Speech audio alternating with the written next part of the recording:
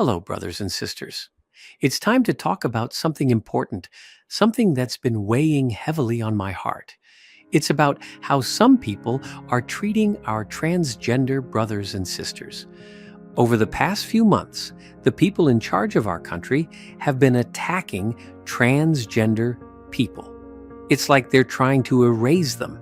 They've been removing information about trans people from government websites, threatening to take away their health care, and even stopping them from serving in the military. Now, some folks, including President Trump, say they're doing this because of their religious beliefs. They believe that God only made two genders, male and female, and that being transgender goes against Christian teachings. But here's the thing, my friends.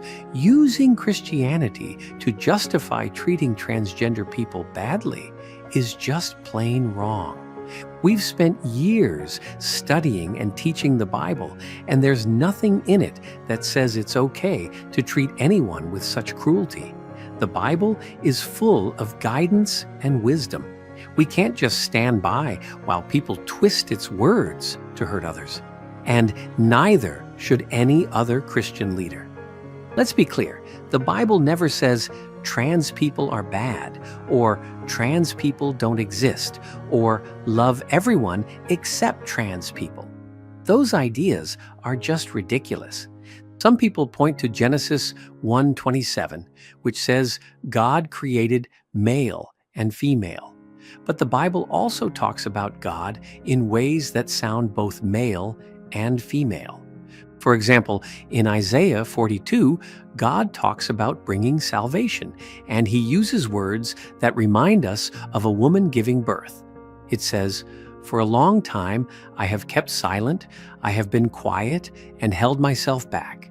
But now, like a woman in childbirth, I cry out, I gasp and pant." And in Isaiah 66, God says, "As a mother comforts her child, so will I comfort you." Even in Deuteronomy 32, God is compared to an eagle caring for its young, like a mother eagle teaching her little ones to fly. The Bible also warns, "You who forgot the God who gave you birth." We believe that God created transgender and intersex people. Just like some people naturally identify with only one gender, gender diversity is also a natural part of God's creation. The fight to be who you truly are is as old as humanity itself. It's a big part of the Bible's story.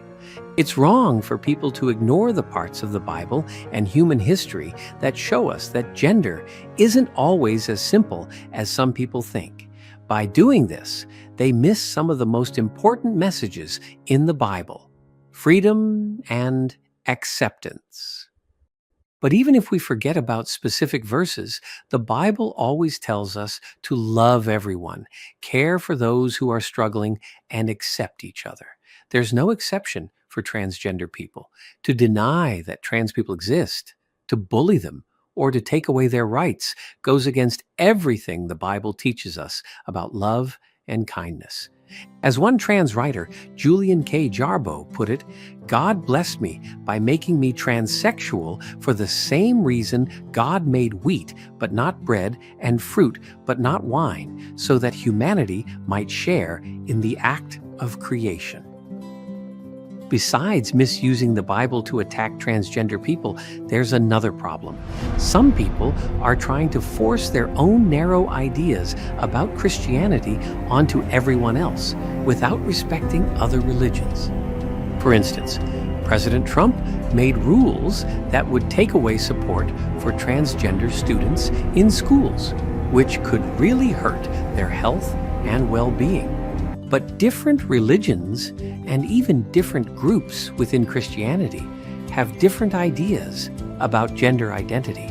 When the government chooses one idea and forces it on everyone, it's ignoring the fact that we have a country with many different religions, and it's taking away our religious freedom.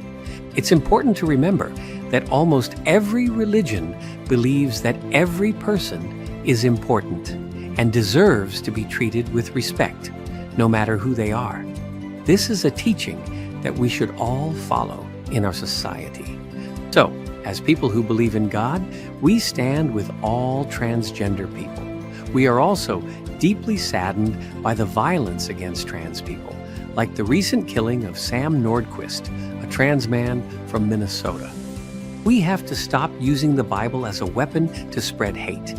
Instead, let's focus on its true message: love, faith, and working for fairness and equality for everyone. After all, we are all God's creations, and we all deserve to be treated with love and respect. This video text was rewritten and summarized from a Time magazine article by Reverend Dr. Serene Jones and Reverend Frederick Davey, March 17, 2025.